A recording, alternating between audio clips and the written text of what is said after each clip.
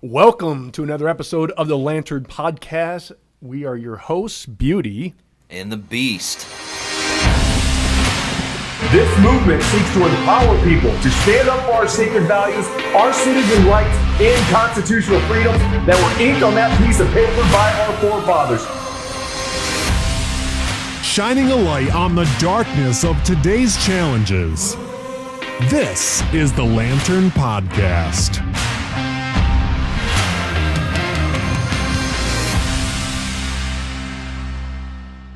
Today, we have a guest, James Gray. James, welcome to the show.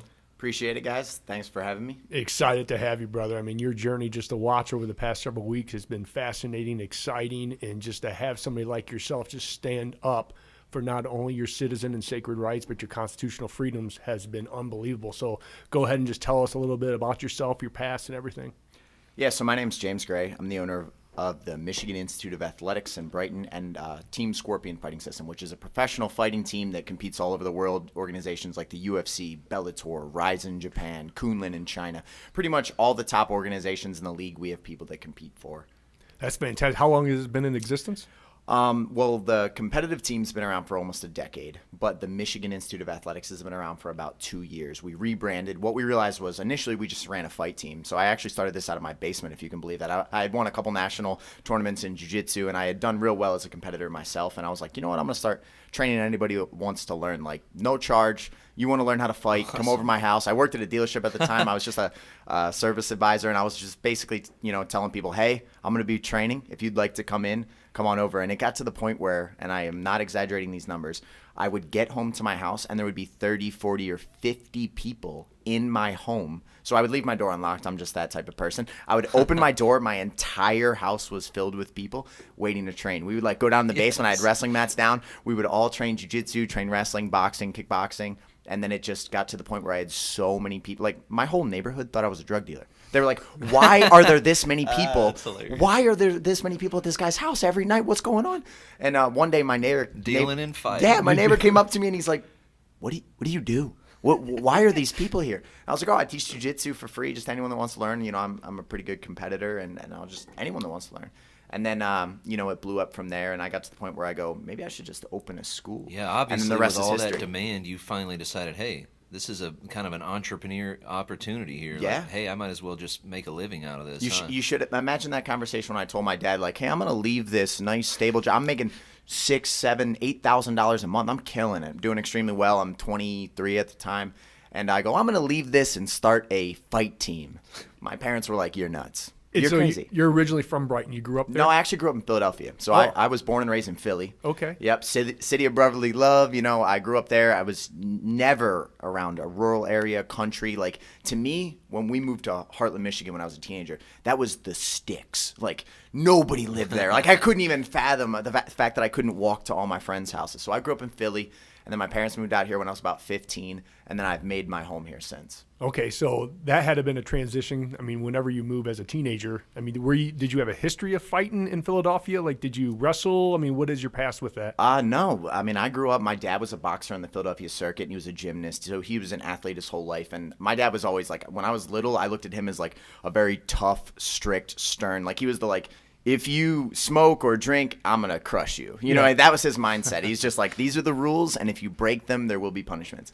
And I have a phenomenal father, so I mean this in the best way possible, but I was not a fighter at all. I was actually like a nerd. I loved AP physics and calculus, and I was always very, very intelligent. I picked things up super quick. And it actually all started by just a conversation I was having in my physics class, actually, with this gentleman named Mike Huang, who was talking about jiu-jitsu. He was like, hey, did you watch the UFC fights the other night? And I go, no, tell me about them. And we're talking about them a little bit. And he goes, yeah, there was a lot of ground fighting. And I was the one going, I'd never want to do that. That's stupid. If I wanted to learn how to fight, I would want to learn boxing or kickboxing. I'd like to fight on the feet. Pound. I don't want to learn jiu-jitsu. And he's like, well, jiu-jitsu will change your life. It's chokeholds and everything like that. And I didn't really believe him. And then and how old were you at this time? 15. 15. Okay. Yeah, I think I was just about to turn 15.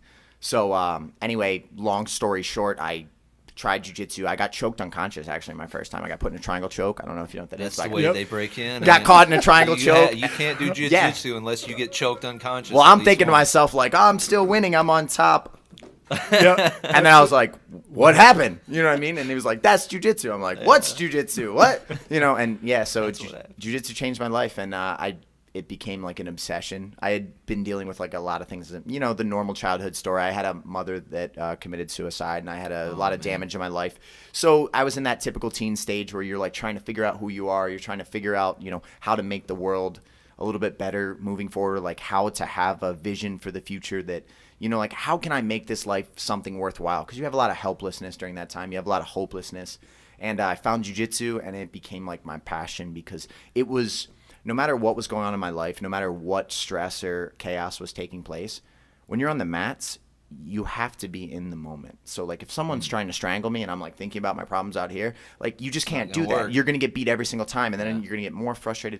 So, in a weird way, jiu-jitsu is such an inner journey in your mind that you have to solve complex problems in real time, and you have to face stress, and you have to have fight or flight and all those things taking place, that it really helps you get like a better grasp on how to handle the challenges that life's going to throw your way. So that forces really some real-time critical thinking, huh? Oh, absolutely. Serious critical thinking. Absolutely. The people that come to my academy, they don't get hooked because they're learning self-defense or that they want to learn how to fight. It rewires you up here. It rewires you to be able to handle difficult situations. I mean, if you get used to someone trying to strangle you what feels like to death, everything else in life kind of gets the volume turned down. It's not that difficult to have a conversation with a boss or talk to these people or walk up on a stage and speak.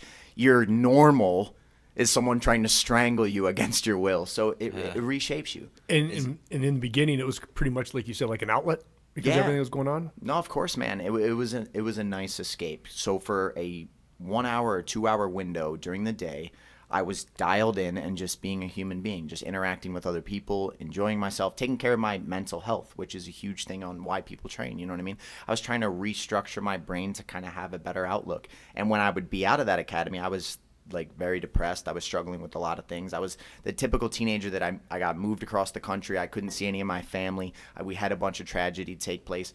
Like I said, without putting too much, I don't ever like to be the pity story, but I was dating a girl for 2.5 years. We moved to Michigan because my parents moved me out here. We tried to make the long distance relationship thing work, which at that age is so difficult. You're 15. I thought I had the love of my life. Like, this woman was wonderful. I confided in her so much, you know, all these things. And as shocking as this is going to be to your viewers, that girl committed suicide. Oh, wow. So she was struggling with depression and everything like that, and so she hung herself. So I went through, like, my mother committed suicide when I was a child, which was, like, put me into a really weird – but I had good family members and good role models that kind of saved me from probably going down a bad road. And then I moved to Michigan, and all my family, everybody that I knew was all on the East Coast. And then the girl, her name was Michelle Matthews, the first girl that I ever loved. She committed suicide, and it was just like at that point in my life, I'm like, what is going on? Like, did I do something horrible in a past life that I've just earned this like terrible road that I'm being taken down? So I was just in like such a dark place, and then I found jiu-jitsu, and for some reason it made me view myself a little bit different, or the world a little bit different, and I started to see that, like, you know what? Even though I've had a tough run, maybe there's some potential for the future. Maybe there's a way that I can turn this thing around. And because I think I come from a place with so much damage, if you went into this story, it makes me relate to other people that are struggling, and it makes me want to help people. Yeah. Is that the specialty there? Is that the main art that you guys teach, is jiu-jitsu, or do you teach all, or you have a variety that you teach, right? So we're absolutely known for our jiu-jitsu, and initially we were basically just a competitive jiu-jitsu team that went into mixed martial arts. So mixed martial arts, like the UFC, like if you ever hear people say, like, I train MMA. Yeah, exactly. So MMA is the sport, the UFC is just a league. Just like you wouldn't say, like, I play NFL. Right. Like, that would You're feel talking about weird. You'd be like, football. oh, don't say that. No, it's right. Yeah. So mixed You're martial right. arts is the sport. UFC is just a league, just like Bellator would be a league or things like that. So we were known actually at first as just a jiu-jitsu team. Jiu-jitsu team. Yep. And then it got to the point where we started bringing in really top level boxing coaches and kickboxing coaches and wrestling coaches, because in mixed martial arts you have to combine all the aspects to be successful. You're going to be good, yeah. Yeah. So you guys are a full service MMA Oh yeah, we have gym everything, now. Okay. and way beyond that. So because you'll hear two names around me a lot, which is the Michigan Institute of Athletics and Scorpion Fighting System. And the differentiation came in when originally we were just Scorpion Fighting System. It was just a competitive team. But then we got so big and so successful that other people wanted to start coming to train that were just coming for hobby or just wanted to get in shape or they wanted to learn self-defense, but they never wanted to compete. And at first it started small. And now it's blown up that like the large majority of our members are not competitors. We have children that train in the building. We work with the local court system. Livingston County Juvenile Court, if they have kids on probation, they send them into us and we put them in like Big Brother programs. Yeah, that's awesome. With professional athletes. So imagine that's great. you're a struggling kid. I went into the courts and, and they were saying, hey, some of these kids, like we don't even think there's I hate to say this on public, but like we don't even really think there's a future for them. They're probably going to end up in like a juvenile detention center. And I was like, give me those kids. Absolutely. Because I've been that kid that could have easily gone the wrong way. I could have been the kid that ended up on drugs or like in jail.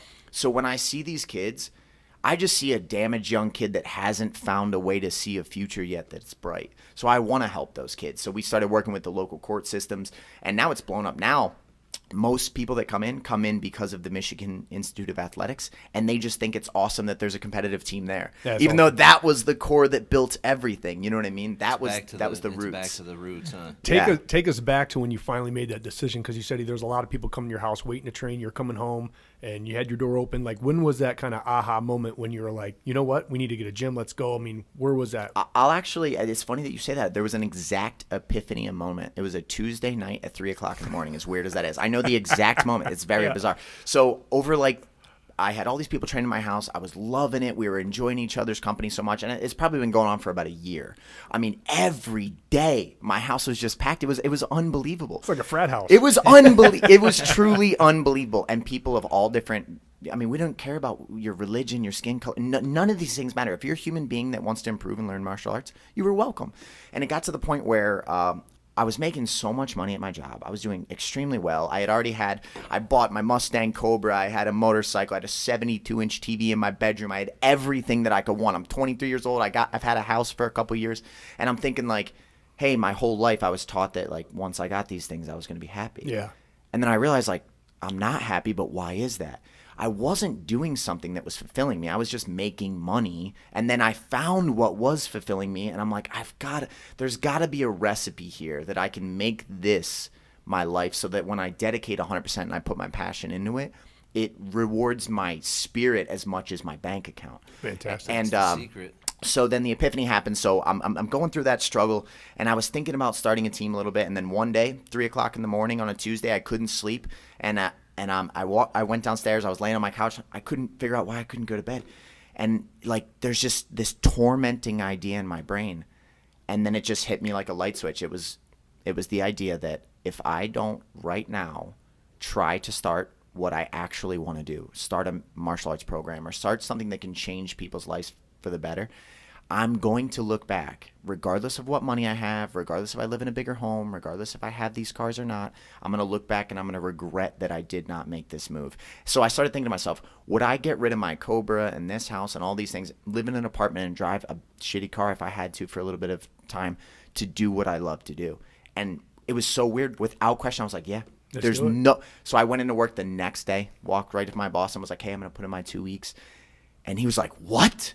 What do you mean? At this point, I'm the lead service advisor. I train the new people that come into the company. And like, I'm the guy that they come to see to. I'm on the front. I have the best numbers every month. Like, we hold competitions between all the dealerships. I win all of them. Like, I was just at the top. Yeah, he had no idea this was coming up. He had enough trophies. And they were basically like, what are you thinking? And I told my dad, and he was like, what are you thinking? And I had this, and I said, man, I have to take a shot at it. I can go back to a field like that. Absolutely. I'm extremely good with Right. people. I'm very intelligent. I can learn any skill. I type 120 words a minute. Like, I'm not worried at all about being hired somewhere. And you said you went around the world? Yeah, I've been around the world now. So I've been to Brazil 5 times. I've cornered fighters in Brazil twice. I fought myself in Brazil 3 times. I fought in a world title tournament in Brazil. People from all these different countries. I went down there and fought.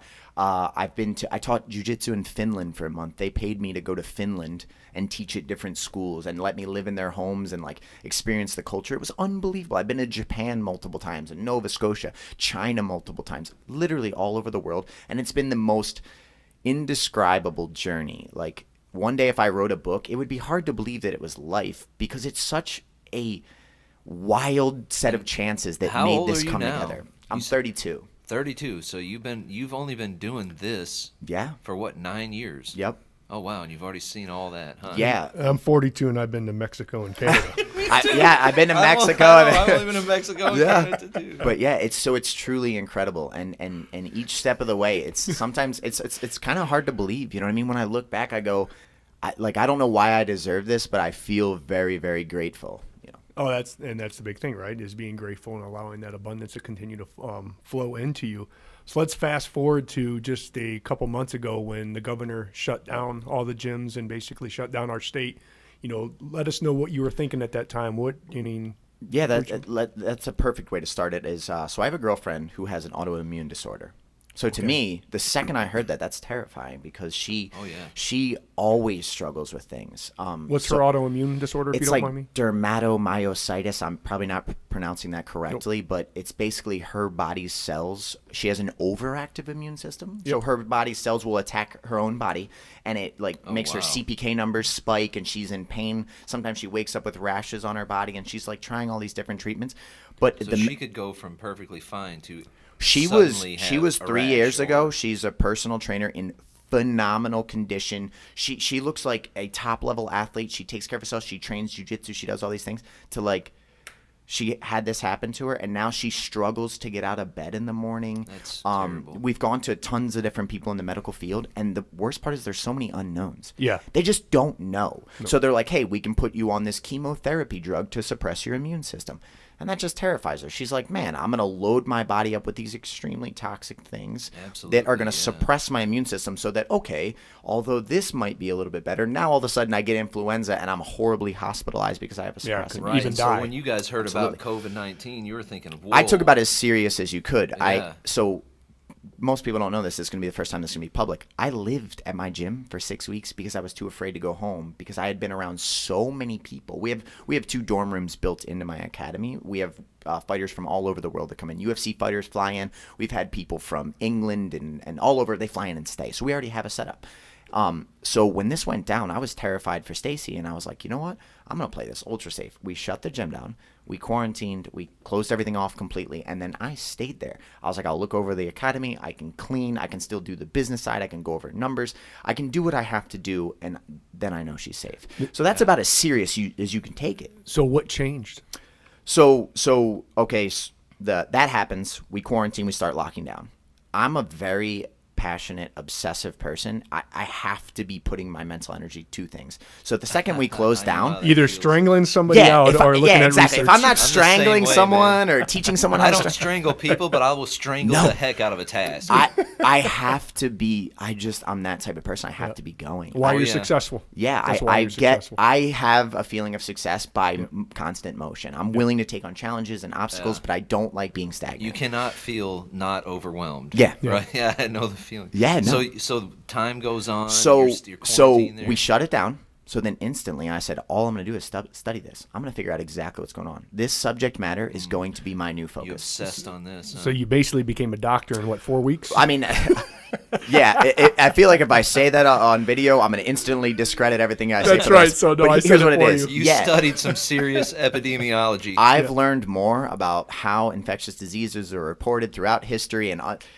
than I ever wanted to learn in my entire life. Absolutely. But I said, if I'm going to make a decision in it's a pandemic, okay? We all don't know what's going on because now we obviously see it differently. Yeah. But I said, I'm going to be as careful as possible. I'm going to look at all the data. I'm going to reach out to everybody that I have in my network and people beyond my network, and I'm going to compile a proper perspective here. And when I have that perspective, I'll make good decisions. So I want, one of the things that I want people to know going in is I didn't know if it was as bad as they said. if it was worse than what they said, or if it wasn't as bad. All I cared about is let me get closer to the truth. So I started dissecting this. So let me give you a quick example of how it started to fall apart. So the London Imperial model was the one that predicted that up to 2.2 million Americans would die and 500,000 in the UK if we took no action and if this disease was allowed to spread. That's a devastating number. So instantly I said, oh my God, that's devastating.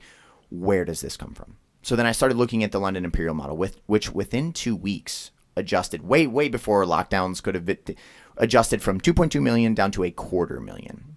That's a massive change. So it perked my interest even more. And I said, okay, let's look into this. So I didn't know that the gentleman, Neil Ferguson from the London Imperial model, he had made multiple predictions over a long period of time. He had made predictions on swine flu, on bird flu, on mad cow, on foot and mouth disease. I'm going to give you just like one example. From bird flu, he predicted that up to 200 million people were going to die. That's like the Spanish flu. Around the world wipe us or out. Worldwide. Okay, and it was what, around 60 million or something? Or Less than 10,000 ever died. Oh, really? Yeah. Okay, No. okay. The Wow. Spanish flu is the one that wiped out a Spanish lot. flu. You're Okay. thinking about the 1918 1918 Okay. which so many people compared this to, which we need to address at some point. But imagine, like you already imagine said. if Less I than said 10,000 when you 200 million, up That's to a big- 200 yeah. million. You would react one way, right? Yeah. You Oh, might yeah. shut Lock it the down. nation. Lock Shut it down. Shut it Yeah. down. Then it's less than 10,000. Okay, he was a little bit A off. bit of an overreaction. Mad cow, he was way off. Foot and mouth disease, he's way off. So maybe, at least Why is this me. guy still making predictions? That's so what I went to next was, okay, the question. maybe this guy makes a lot of accurate predictions, but at least in regards to infectious disease, he has been way off before. So I'm going to take what he says with a grain of salt, and I'm going to make sure I watch this closely. But again, we stayed quarantined. Let's play it safe. Right? But like I said, if I had taken advice from me before you told me you were going to build me a home for $10,000, I got there and you said, James, it's actually going to be 200 million. I might question you in the future. I might say, I'm not quite sure if I'm Great gonna... analogy. Okay, Great so analogy. yeah, you got to make it so people understand that are Yep. listening at home. So then I was like, let's fast forward this. So then instantly it changed from within, like I said, within 2 weeks, it went from 2.2 million down to 250,000. And then it changed again to down to a seasonal flu number. So I started looking into why is this changing, right? So how are we figuring these statistics out, which is the crucial thing. So the two numbers that I'll start with one of the main things that terrified people. It was the mortality rate. 3 to 10% mortality rate is what they told people. That's what they told. That's yep. terrifying. Yes. That means if you get this disease, you have a 3 to 10% chance of dying. That is alarming. Yeah, 10% of what, 360 million Americans? Yeah. A lot. Yeah, that's 36 million people would have that's died. a lot of people. So I said, okay, where does that number come from? Because that's of crucial importance. And then I figured out all they did was took the hospitalizations, because that was the only people they were testing, versus the deaths that they were attributing to COVID. They took those numbers and derived mortality rate. That is never the case in any study of infectious disease ever. You always take into account asymptomatic cases, mild cases, moderate cases, cases that are 100% right. treated at home, cases that go undetected because they're not severe, right? So let's go ahead and give them a benefit of the doubt. Let's assume that they only did that because they didn't know the other things. Then you should present the information that the 3 to 10% mortality rate is only using those two numbers, and that it's probably so far from reality, especially when we have decades of experience with coronaviruses. Decades. And coronaviruses, over time, were just lumped into flu-like symptoms and were actually often mild. They knew that coronaviruses, generally speaking, were more mild than a bad influenza. So, okay, play it safe. Lockdown, quarantine. I did the same.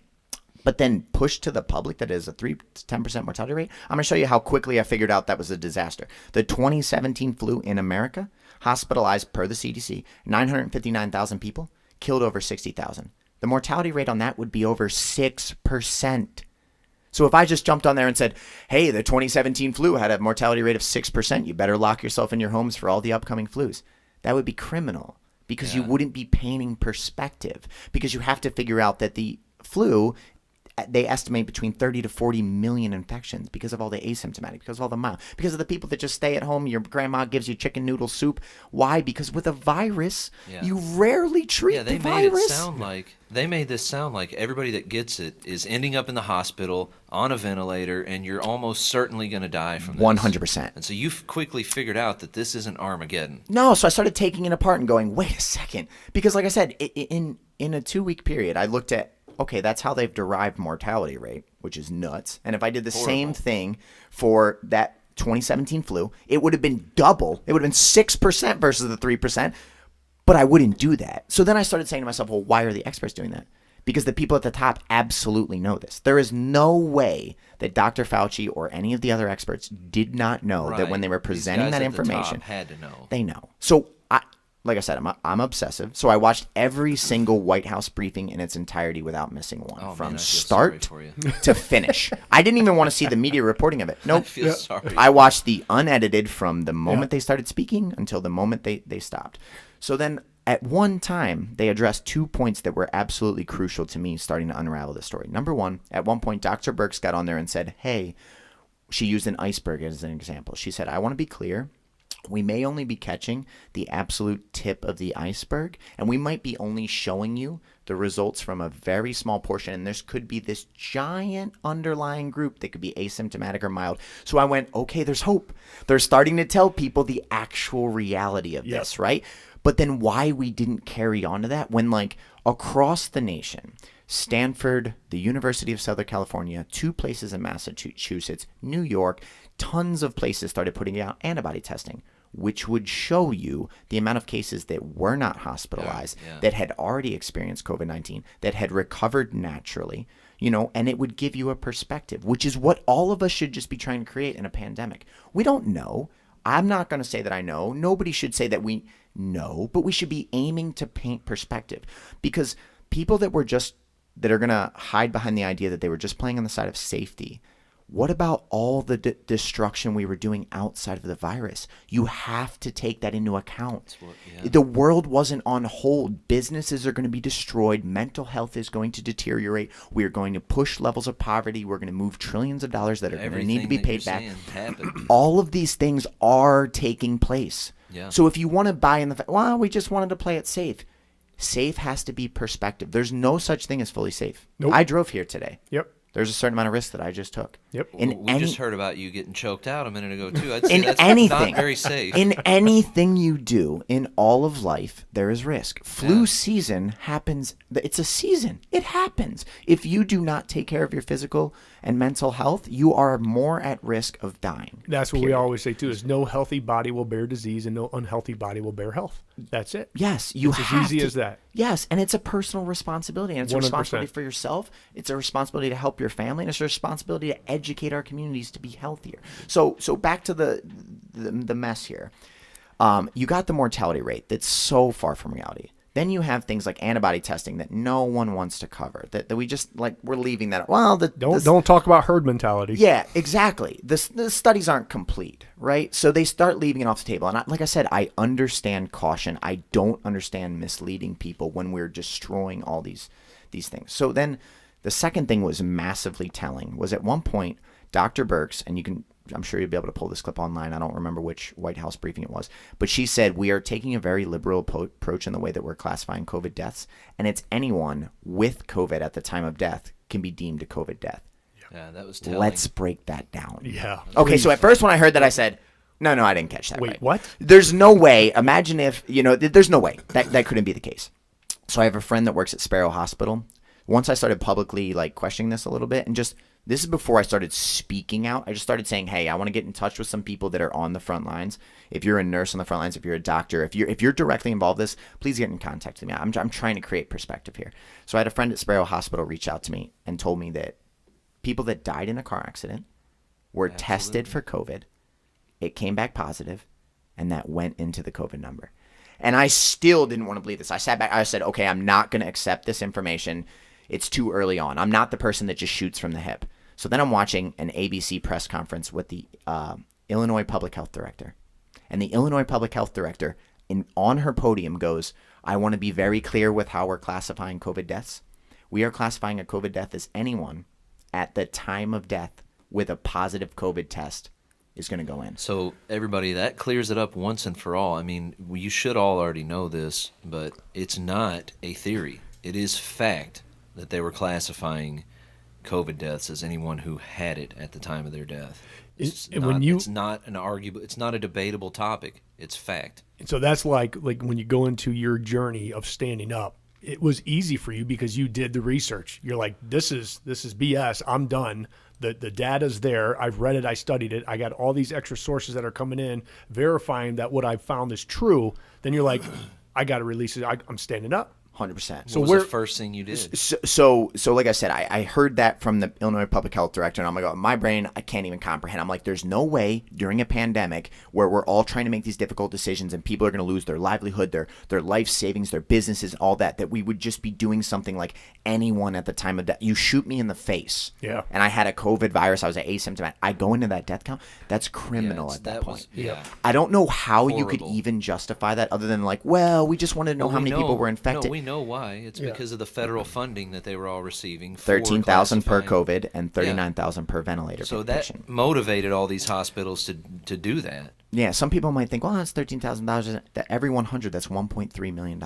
Yeah. Oh yeah. That's $3.9 million for every 100 ventilators. Especially with the work that the hospitals weren't getting. Absolutely, the elective surgeries, and they're furloughing tons of people. Like I have tons of friends that got laid off from hospitals. So all this is going down, and I'm arguing with my friends. My friends are telling me that no, James, they wouldn't do that. They wouldn't classify like that because that would be no, of course not. Okay, yeah. That would be so unbelievably misleading. Yeah. That it wouldn't be about public safety, because if it was about public safety, you would have to try to put perspective in a pandemic.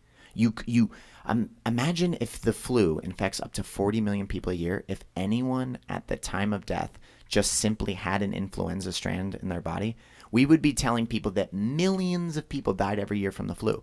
That would be horribly alarming, and it would be the flu terribly. Would be the biggest killer in the U.S. Really, it would be alarming that anyone would try to present that, but we did that with COVID.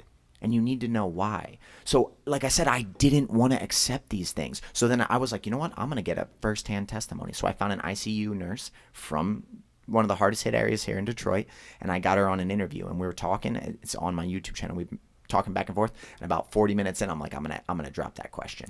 So I go, hey, I've stumbled across something that's really alarming. I brought out the Illinois Public Health Director. I talked about the sparrow things, and I said, obviously, that would be unbelievably misleading, and it would take us so far from the truth of this virus. That's not what we're doing, right? Tell me how we're doing this. And her eyes like light up on the video, and she goes, that is how we were told to do it. Yes, we are doing that. Ooh. And your reaction was mine, except I think I dropped back in my chair in the video, and I'm like, what are you? So you're telling me that 50% of the number that's being reported could just be heart disease, COPD, stroke, car accidents, everything. Do you know how many, do either of you know how many Americans die every year on average? No. Okay, that's a number that, let's create perspective. Just under 2.8 million. A day? It's 7,700 and something. Yeah. 2.8 million people. So when you're working with every single year in America, just under 2.8 million people die, that is such a large number that you can make anything seem terrifying. So if you have people dropping dead at that rate, and COVID is a highly infectious disease, and you just simply classify anyone at the time of death with COVID as a COVID death, you're going to have an incredibly high number. Yep. You're going to have... And you're going to be able to mislead people. Now, why do you think, I mean, it's obvious now, we know there was misleading going on. Why do you think they did it? So it's just so hard because I try to stay out of conspiracy theories. I try to just stay to facts and what I can prove. I try to never go down the rabbit hole because you can go down forever. Oh, yeah. Throughout history, look at the events that are kind of where there's some muddy water, and you can go really deep into like what actually caused this. Yep. I do believe, in my opinion, that the initial spark was people were so afraid, they were terrified, they heard about millions of people might die, and they played it safe. But the moment that took place, I don't know how the top experts in the world, if I'm a gentleman with a laptop that can interview people, and I can pull up CDC reporting, I don't know how I can figure out quickly that a mortality rate is being derived like this, which is nowhere near painting reality. I don't know how I can dissect the fact that we're labeling anyone at the time of death with COVID as a COVID death as being alarming, and these people did not know that. So once you stumble upon that idea, it takes you down the dark path of like, what's really going on? what's this really about? And they were even going back with people that I read in December and January and labeling them COVID after they've already been labeled as something else. And you go back to the death rates, they start climbing up in the CDC documented deaths that are actually climbing already when the time has already passed. So I wish we had a laptop in front of us, but I'm just going to tell you numbers. So if you go right now today, actually people listening at home, do this because it'll wake you up a little bit. If you type in on Google, just type in CDC provisional death count COVID, you can pull up a chart of the exact week-by-week breakdown of all the deaths that were attributed to COVID, and you're going to see the code for a COVID death is U.071, right? U07.1 is the code for a COVID death. Now, if you should pull this up, Kevin, because you'll be fascinated by this information. So CDC provisional death count COVID-19. You're going to be able to scroll down, and it's going to show you the code for COVID, and then there's a little bracket, and there's a number 1 by this, which on a medical chart, you know, being a doctor, it means something has been done to the number. There's some alteration. So it'll show you the number broken down by week, right? And that's the COVIDs, the way that we're classifying them. Now scroll all the way down to the bottom, and it says COVID deaths or presumable, which requires no lab work, no testing, nothing. What does COVID look a lot like? Many respiratory infections. Absolutely, 100%. Maybe pneumonia, maybe influenza, countless other things. And I think it even said on the CDC, even it didn't have to be tested to be qualified as COVID. If the doctor or the medical professional thought that it might have been, they could put it down as a COVID death. I read that, I think, on the CDC. So one of the other biggest things that I use for that chart to paint perspective is, and scroll down to that, and I want you to look at all-cause death from Find that beautiful. on there. We have it here. Excellent. Okay, yeah, these are the numbers right here broken down. So I'm going to read these in real time. So this went from February 1st until May 30th, and they just updated it June 2nd, which is today. Okay, yeah. I'm going to read you guys all causes of death here in America from February 1st until today's date. 1,015,000 people have died in this country. What are they contributing to COVID as of the time that number was posted? 86,495. And that is with what I just went over. When you scroll down to the bottom of this chart, I'll read the exact verbiage. Deaths with confirmed or presumed COVID coded to that U07.1. So now let's really look at this. Presumed means they don't even know. So now think about this, because we talked about the fact that anyone at the time of death with COVID could go into the death count, and we talked about the fact that clear alternative sources. You shoot me in the face, I have COVID. I die in a car accident, I have COVID. So now 1 million people have died in that period.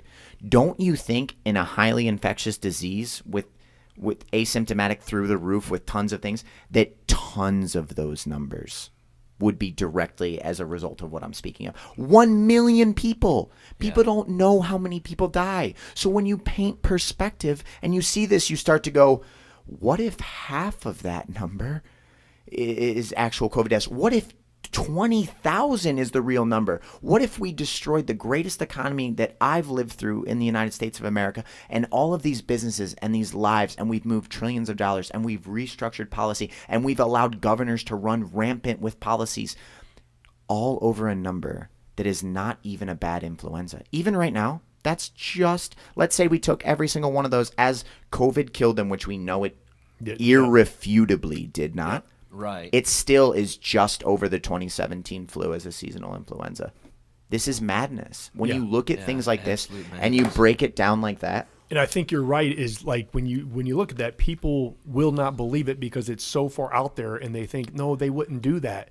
But I did the same thing. Doesn't lie. I did too. I did the same thing. I'm like, how can they sleep at night? How can you do these things and make these decisions and ruin people's lives and increase suicides, increase domestic violence, where now we're affecting the kids where they see mom and dad beat up on each other? Now we have lifelong scars, this big mess, businesses, family generational businesses going out, all because of what? A lie. I refuse to believe it. Like I said, when I heard it from my friend, it's someone I know, it's someone I trust. It's like family, friends. When they said the car accident thing, I said, no, I'm not going to believe that.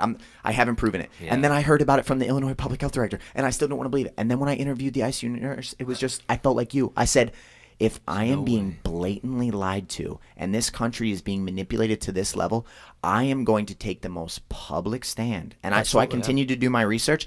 But actually, it's a funny thing on my Facebook wall, and people are going to be able to see this now. On April 14th, there's this really weird encrypted emoji status, which is like the waving hand, and then it's the middle finger, and then it's a fist. I'll give you guys the breakdown because no one figured it out. All it actually says is 5/1/2020. So it's a peace sign, 5/1/2020. I have a monkey covering his ears, and then a handshake. So I'm done listening. Yeah. I'm making a deal.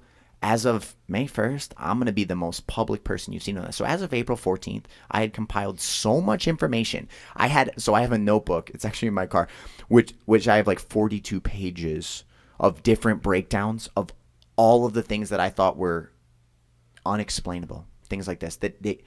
No matter how you try to break this, no matter how you try to say, well, they're just looking out for us, I could not explain that. And I said, I'm going to go public. And unless someone can disprove what I'm saying, I will not obey these orders any further. And if you take any action against me, I'm going to get 10, 100, or 1,000 times louder with this information because this is insane. Yeah, and you hit the nail on the head. All people want is the truth. 100%. Give us the truth and let us make educated, empowered decisions from that truth. Not your truth, the actual truth. Not your perception of the truth, the actual truth. And I was like you when I started to read this stuff because I've been on my soapbox since February, and everybody was just, you're trying to kill people, you're doing this, you're doing that. They wouldn't do that. And then I'm sitting there, I'm like, am I the only one? And that was initially why I stood up and started that Facebook group, because I needed a voice for myself, just like you. And so let's fast forward now. You've got all this information. You're standing up, and you're like, you know what? I can't take this anymore. I'm opening my gym. 100%. So I reached out to actually a couple House of Representative members, and I'm going to shout them out because I messaged. I'm not a political person. I don't go on either side, but this is just a truth. I messaged 3 Republican Party members, Ann Bolin, Hank Vopel, and Ryan Berman. All 3 of them agreed to speak with me. They went on a dialogue. They spent an hour of their time during a pandemic to break this down, and I brought up all the information. They were like, man, like, you've compiled an incredible resource. We are on your side. We understand what you're saying. I reached out to 3 Democratic representatives. All 3 declined to have dialogue. The only Democrat I could even get to have dialogue was a local county commissioner who did have an hour conversation. I posted that as well. And while we were going through it, she really didn't have answers, anything for any of the things that I said, and she didn't understand a lot of the things. Like, she didn't know what I was bringing to the table, and when she started looking at it, she started going, Did you get the feeling she was just kind of following what she was being told? I mean, I feel like I know her personally, so I know she is a good person, so I think she just took the trust in the fact that like the people handing down the information are gonna do the right thing. And I've just lived in a world where I've maybe because I've experienced damage throughout my life, I question things before I just accept them. You should. We tell everybody on our group and on our pages, question us. Yeah, and critical thinking is necessary. You need to. 100%. I mean, it's so easy. You follow the 2 golden rules. Number 1, always do what's right. Number 2, tell the truth. Because the problem with the truth is you don't have to remember it. Yes. It's hard to disprove. I kept saying that. It's hard to disprove the truth because no matter what angle you try to tackle it from, it's the truth. It's the ultimate bottom line. And that's the biggest thing with the legislation right now. She refuses to give them the data that reinforces on why she took away our citizens' rights, our sacred values, and our constitutional freedom. She doesn't even let us do the Freedom of Information Act until, the end of June? Yep. Yeah. So we can't even request the truth? Okay. So now wait until people look back at this event, and especially because the data that we just went over, as corrupt as it is, and as that alone, if you only watch that segment of the podcast, you should be like, this is alarming. I need to listen and stand up and make better decisions, and I need to become informed. Yep. You absolutely should do that already. But when the data actually comes out that breaks down where the deaths were occurring, and then you see that it was mainly 75 and older, it was tons of nursing home patients. This virus is virtually a non-existent threat to young, healthy adults and children. Virtually non-existent. I mean, it is such a small threat in comparison to almost everything else out in the world. When the truth is spread out across the table and all the data's there and we break this thing down, people are going to feel like they got I don't know what term you want to use because I don't want to use the words that I'm thinking. Deceived. Deceived. Absolutely. I'll say it. Yep. Deceived. Deceived. Absolutely 100%. And it's funny thing about narrative, right? Because she was just criticizing all of our peaceful protests that we've been having. No violence, all peaceful, nonviolent, positive protests, and how we were going to spread COVID, and that narrative just got destroyed. Shut a Facebook group down over it that Yep. had over Almost- a 250,000, almost Yep. 500,000 Almost people. 500,000. Yeah, you guys were over 400 or just under 400,000 when I saw it get shut down. And we got shut down for advocating the spread of disease. And so look what just happened this past weekend. Unfortunately, it's a mess, right? But now But the those narrative's people aren't changed. spreading disease. Not Those at all. people are peacefully And there's thousands standing of up them. for their rights. So the whole mass narrative, the whole COVID going to get spread, the second wave, and you can see where the narrative is going to go. Now they're going to start threatening, say, hey, the more we test now, the more people are going to have it. So they can probably already start controlling the narrative, saying we need to shut down again. So here's the thing, though, that I want people to listen when they think about this. Do not focus on the positive testing numbers. Yep. You have to focus on the threat of the virus, because everybody kept relating this to the Spanish flu, which made me laugh out loud. And here's why. Don't take this wrong. Between 25 million to 50 million people died in a time when the world had at 1/3 the population. This has not even hit a seasonal influenza when you take out all the deaths that were not really COVID. And you're trying to compare that to like a plague outbreak, and they're saying the second we open up, there's a second wave of death. It's not going to happen. The second you open up, you're going to Italy's drop already dead. saying it. Italy's already saying The that only there's way not. you can have a second wave is if you maybe classify every single death in the country, and you just say, well, they could have had COVID. If you want to just spike the number, there will not be a second wave where COVID was killing this giant second spike of people. And you have these countries that refused to lock down. Sweden was one of them. I think Japan's another. I think there's 3 other ones. And they did not destroy their economies. People died, immunocompromised. Just like you said, it's the elderly. You got to protect them with any flu, with any virus. Anybody, your girlfriend, right? She's immunocompromised. She has to take extra precautions, just like I'm sure that you're doing in your gym, right? To make sure people are safe. So what you got to realize is if you're really terrified about COVID, like if you're still living in the fear of COVID, if you consider that a major threat, everything to you is a major threat. Then. Absolutely. You'll be in fear for the rest of your life. Anything, guys. Anything. Staph infection, MRSA, pneumonia. We have staph. Everything. If you're terrified by COVID, you're only that terrified because of the media's story on COVID. Absolutely. If the COVID itself, when you look at the facts, terrifies you, everything in the world is a major threat to you. And what is the best thing that you can do? Take care of your health. Absolutely. 100%. If you want to steer your life in the direction of having a good chance, you just got to take care of your health. And if you've got family members that are not, reach out to them. If you guys work to put the energy that you've put into like crushing people standing up, you know what I mean? The people that like me that are, I mean, they're jumping on my post because they're so emotional and they think like, oh, you're putting people at danger. If you took that same energy and you worked to researched. Yeah, you worked to. It's not that hard, everybody. The data is out there. Oh my God, it's out there. Research is available. Don't If go on a jiu-jitsu CNN. master can figure this stuff out. No, listen. And if that's a regular guy like me can figure this stuff out, you guys can And that's figure the it thing. out I too. put up that 20-minute YouTube video where I just turned on a camera in a dorm and I recorded a 20-minute video breaking down all these different elements, right? And a lot of people say, well, you're not a doctor, you're not this and that. If I put up You don't bad have to be to information, know truth. 1 + 2 is 3, and I'm not a mathematician. Exactly. But listen, we need to take a few minutes. We're getting close to end Oh, here. sorry. We need to take a few minutes.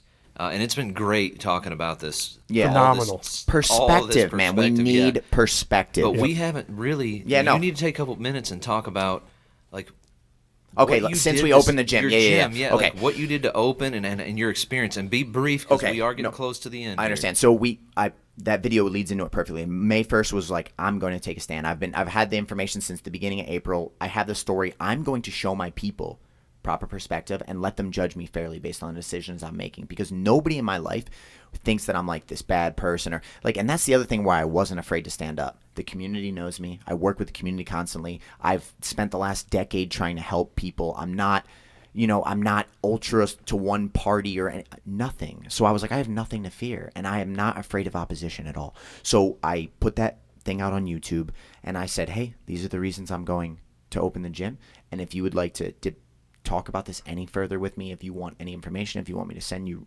resource, anything, please do that. If you are at all worried, please don't come in the academy. Do whatever makes you feel safe. I want you to do that because I care about you guys. Do the right thing. So YouTube, that video started blowing up. I was just under 20,000 views, and one day my phone started going insane. I'm like, what's going on? A doctor with just under 1 million subscribers put a video out and said, I want everyone to go watch that video. Nice. So all of a sudden it starts blowing. YouTube takes it down. YouTube took my video down. I filed an appeal. They said, nope, you go against our community guidelines. Took the video. I only objectively presented information. I said, listen, don't listen to a word I said. Look into what I said. Here it is. Verify what I said. I want you to look at it because I know once people look into it, they're going to feel differently. They did that to you too, because we already talked about the Facebook censorship, but this is a big deal.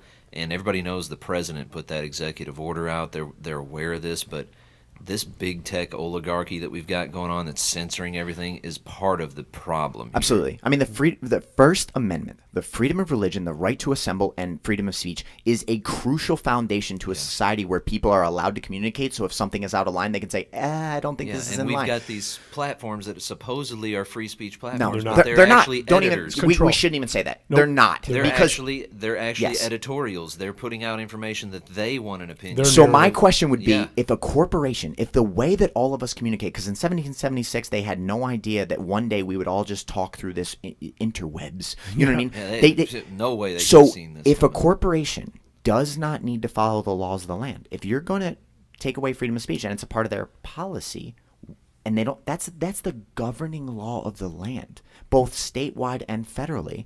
If they do not need to follow that law, why do they have to follow any laws? We've got to be talking about this. Why do they have You're absolutely freedom of right. speech in a modern era? If they do not need to follow that law, why can't they dangerous. kill somebody? I mean, think about it that simple. If a corporation can get away with breaking the First Amendment of the nation, James, you are not allowed to speak on this topic. They can have all these other people that are shouting nonsense. You can have conspiracy theories online. That's why this has to be this topic of big social media companies censoring massive. everybody and pushing one narrative. This has to be addressed. Absolutely. I mean, that should be a fully podcast believe- discussion in itself. I fully believe we ought to do what happened to Microsoft back in the late 90s, early 2000s and break them up. Antitrust laws, we need to figure out a way to get them broken up through these antitrust laws because they've got monopolies on social media. Think about how powerful it is when you can control the information. My video was a Absolutely. threat, but you can have the Westboro Baptist Church online, you can have porn online, you can have conspiracy theories. You can have a conspiracy theory Antifa. that says, and you can have anything, but one gentleman, through research and speaking to people in the battle that was going on in a pandemic where there's so much unknown, may not question the narrative. You are advocating the spread of disease. That's incredible. So the gym, I hate to be No, this we're going to go right back to the driver gym. of this, but So here's one thing that I want to talk about with the gym, because here's a big thing where I feel like I might get into a whole nother set of issues, and I'm perfectly ready for this we may fight. have to have a part 2 with this. We- guy. this might be No. this might be a 2-part podcast. Just So, be ready for that. so we opened the gym, and I had other business owners calling me, like some people crying, saying like, "Listen, I can't operate under these new rules and guidelines. It's going to crush my business."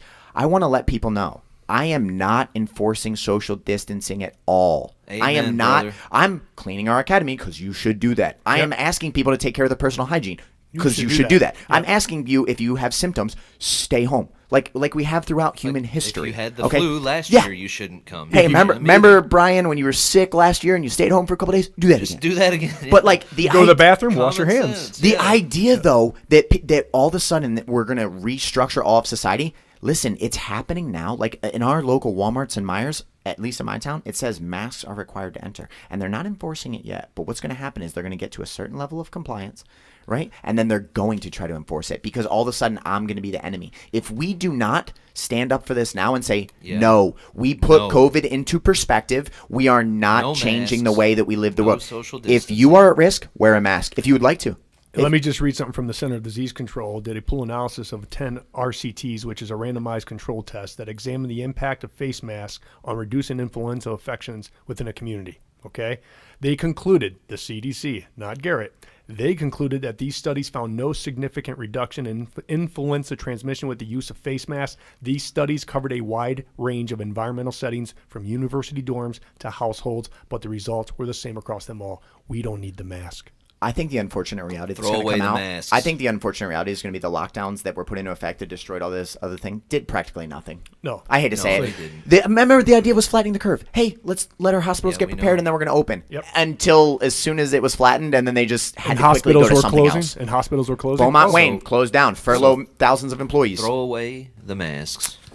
Stop social distancing. Push back against this stuff. And you have to. And there's a defined group now. We know the people that are at high risk. We understand the people that are at high risk. Those And we people, need to protect those people. man, we have Just like throughout we would with a history. flu. Exactly. Just like we always have. Yes. We can't restructure our world. We can't restructure our society. Anyone that can teach wrestling or jiu-jitsu with a 6 feet distance, I will hire you to be at my academy. If you can take someone down from 6 feet away, contact Without me, touching James them? Gray. Yep, no You're a contact. Jedi master. Look at me. You're a Jedi master at that point. I Like, fall down, I will hire you today if that can take place. So I watch these businesses like Poor Carl and all these other people that are trying to work in this You new can't cut hair structure. from 6 right? feet. Okay, I put up a video about the new normal. It's on my Facebook wall.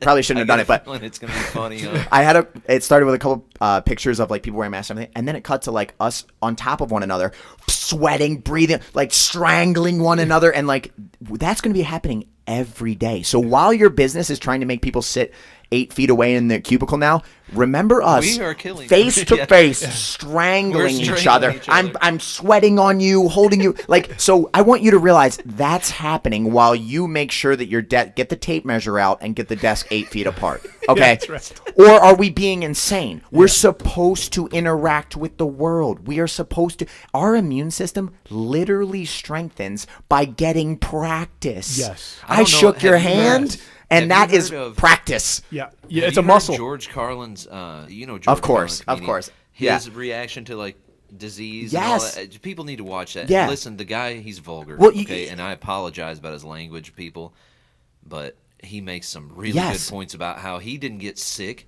because he swam in a river with crap. Yeah, in it's it the growing up. Delaware River. I grew up there. I swam Yeah. in that river. So Yeah. the immune system's a muscle. It needs to be worked out. Yes. That's why kids eat dirt. Yep. I literally got a doctor on a podcast, Is that and why they do it? They're like, I need to work out. That's- I'm a kid. You know, I need to build my immune That is- system. I'm going to eat this dirt. That is Yeah. the theory, is because these why kids they are do it. they're messing around in dirt and they're eating They're dirt and everything. building their They're immune building system. I their don't immune think system. they're doing it to build their. No, they don't know. don't know They're that. just getting it in there. what's But no, I- do but I- not go and eat dirt right now. I did not. That's not I what I'm literally saying. got a doctor on an interview, and I had to I sat down and I said, correct me if I'm wrong.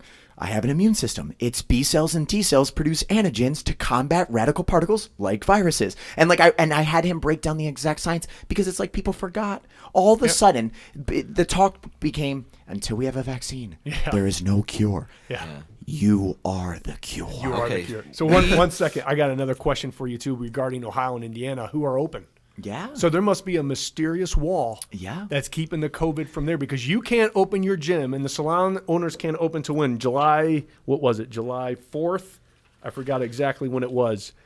So how is that possible? Yeah, well, look at it this way. Okay, Ohio and Michigan had almost the exact same cases.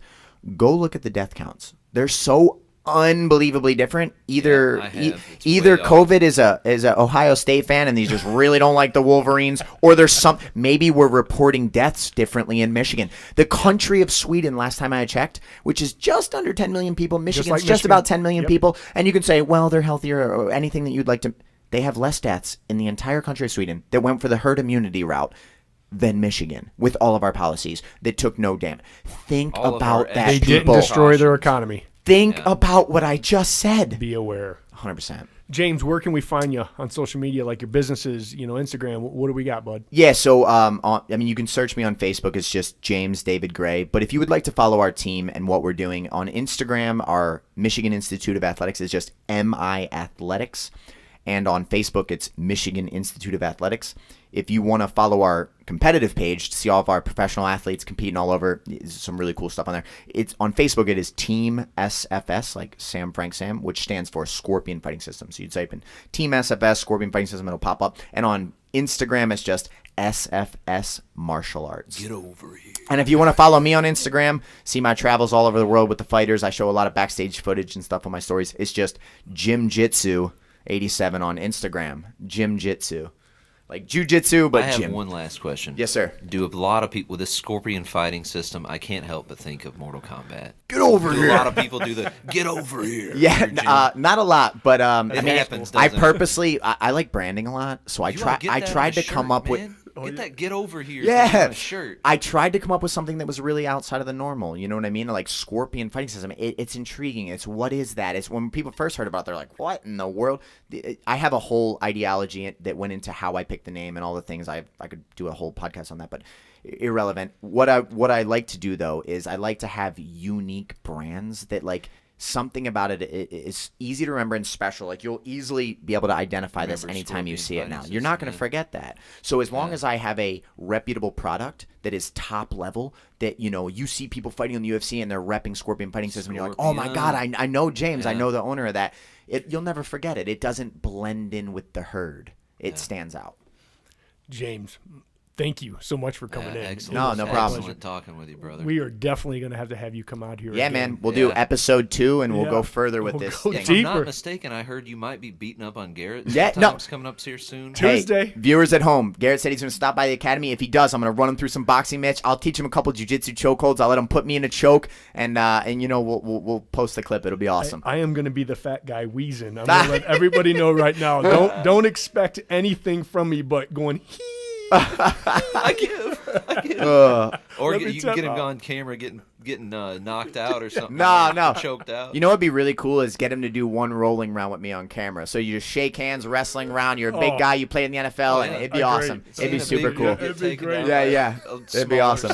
Watch me break my Yeah. neck. Yeah. But no, man, it was truly a pleasure to be here with you guys. I yeah, appreciate we what loved you're it. doing. And like I said, I just we're moving into a time where we need to educate people. We need to get people informed, and we need to get out of the team idea. Like just because your team says something, that's not what's right. We got to focus on the truth, which is what Garrett said earlier in this podcast. Yeah.